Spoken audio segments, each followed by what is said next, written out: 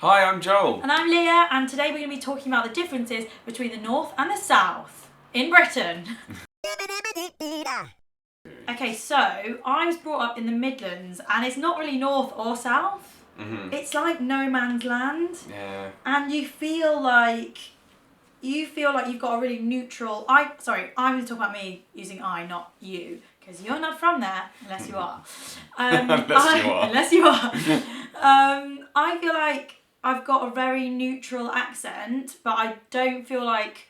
I only feel like that because I've lived in both places. So I've sort of like become a blend of the Midlands and London. Mm-hmm.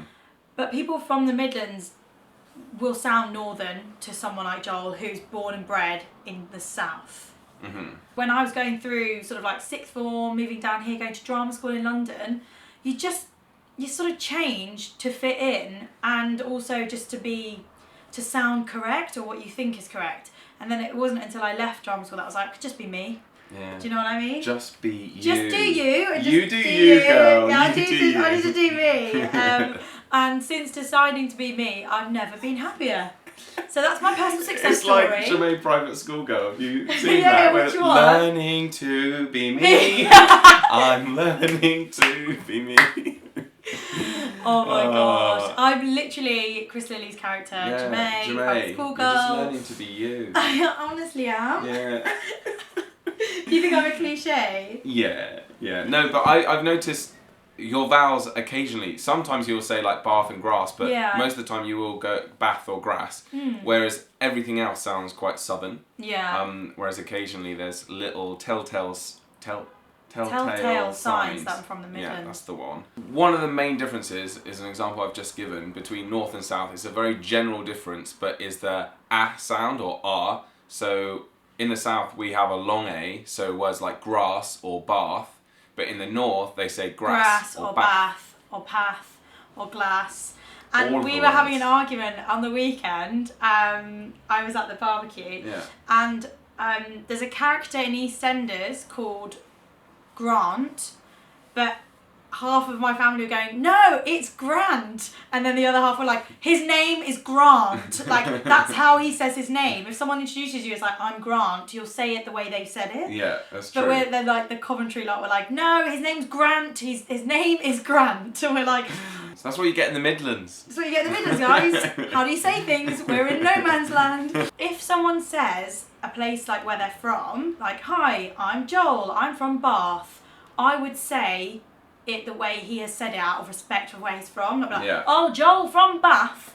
Like, that's how a northerner would say it. But I just, a personal thing that I do is if someone says they're from somewhere, like, I say Newcastle, because that's how people from Newcastle say their place. Okay. I don't go, oh, you're from Newcastle. Yeah, whereas I say Newcastle. Because he's ignorant. But, no, I'm kidding. Hey, but I've just had a feature there of Midlands, because my family are from the Midlands, they're from Peterborough, and there they say things like new instead of new, which new is very southern, whereas new is like a Midlandsy I say new, thing. yeah. And so I just said Newcastle, which is sort of blending of both, because most people down south would say Newcastle. Really? Say it again? Newcastle. The southern way. Newcastle. So they'd say new, the diphthong of going between two vowels, like new, whereas we just say new. New. That's new. That's new. New. So that's where my Midlandsy bit comes in. Interesting. That's a really subtle one. That's worth like thinking about if you're trying to perfect your southern accent. I remember being at drama school, and I said in a lesson with Trilby, I said, what's the issue? And she was like, my issue is, and I was like, your what? Your issue. Your issue. What is your issue, What's your issue? Leah? I was like, my issue with you my issue. You are not listening to me. Oh, I hate that. And I remember Bridget would say, like, everyone would say Duke, and she'd be like, it's Duke. The Duke? Duke of York. It's not Duke of York. The Duke. But I'd say the Duke. I would say the Duke as well. And this sort of leans towards this new style of, like, London multicultural young speech. Duke. How many people do you hear going, my issue with the Duke is that, like, we don't speak like that? No, we don't. So, perceptions of northerners and southerners, what are the differences in your experience between northern people and southern people? as a generic overview, Yeah. Northerners are considered more friendly Mm-hmm. than Southerners. Northerners, if they were in a Harry Potter house, Yeah. would be like Hufflepuffs. Hufflepuff, yeah. Like just, It's you so know, true. just happy-go-lucky, kind of nothing to lose, Yeah. no status to uphold, just sort of Hufflepuff. Just take me as you find me. Yeah, exactly. Yeah. And you got tons of Slytherins down south. Yeah, it's true. So many Slytherins. Which is funny, when I went to America, I was chatting to like some shop assistants and stuff, and they were saying that it's the opposite in the US, that Southerners tend to be the friendly ones, whereas people in northern states of America are less friendly, which is opposite here. What states are in North America? Or like New York and like Okay. Wisconsin and Those Chicago, places. even though that's not a state. I don't know, don't test my geography. Okay, okay, just wanted to know the Yeah, gist. whereas of like where... the South, like the Bible Belt, like Tennessee and Nashville, Oh, that's in okay. Tennessee. Yeah, My okay. geography- Okay. You know, all those places. So like places where they sound like hillbillies. Hillbilly are they're friendly. Got it. Whereas okay, South cool. here, we're not considered as friendly. But from my perspective, as a like true Southerner, I find Northerners less polite in the sense that they're quite overbearing and they're too friendly, and that to Southerners is quite like, oh, you're being a bit rude because you're not taking into account what I want. So Okay. Northerners, for example, will call you pet, or they'll call you duck, or they'll call you darling or sweetheart when they don't even know you. Like when you walk into a shop and they're like, all right, sweetheart. Whereas down south, that doesn't happen and people just address you normally, and Southerners want coldly. that. Coldly.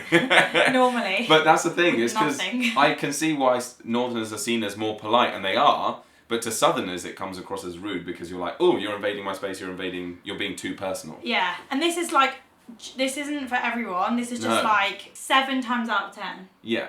I think...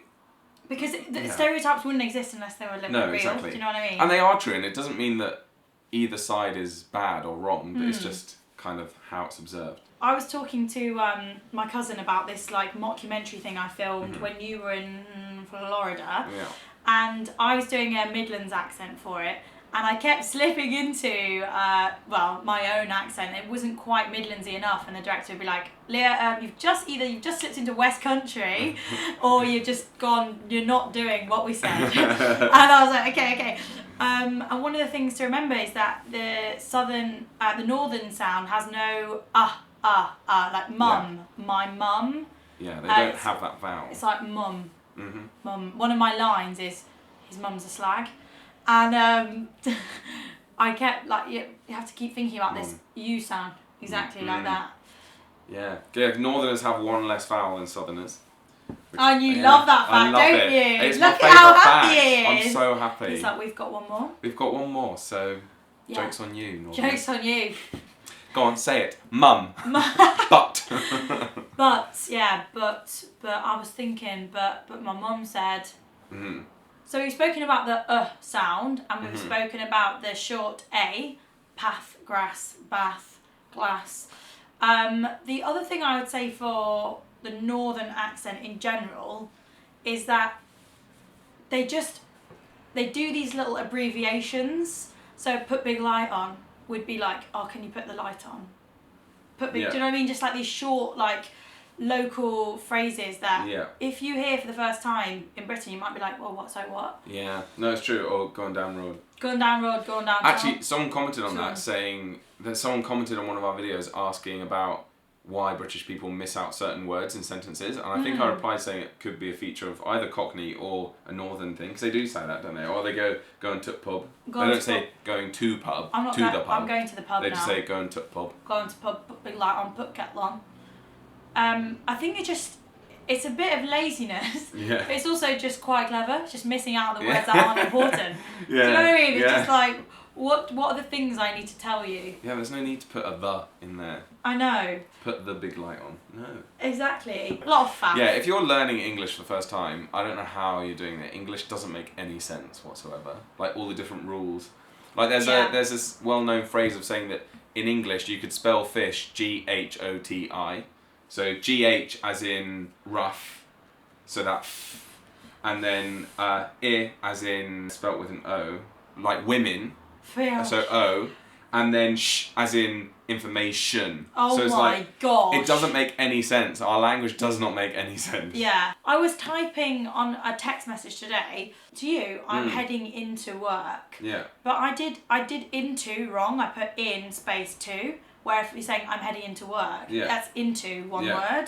And then it made me think, like, how is it that we know when to use into and into? Yeah. And I was like, oh, it's just something you know. But But how do you know that? Yeah. It kind of bothers me. Also, can I just say, do you know the word shirk? Shirk. Like you're a shirker. But I don't think I know that. I don't think I use that word. Shirker. That's weird, because at work, I said that the word shirk, someone was like, what's that? And I was like, you are an idiot if you don't know that word. Found someone else, they also didn't know what it was. And now you're saying you don't. Shirk meaning like if someone's like, I'm working, they're like, no, you're shirking. Like, work and shirk. Oh, Shirk means like not working. Is it Cockney?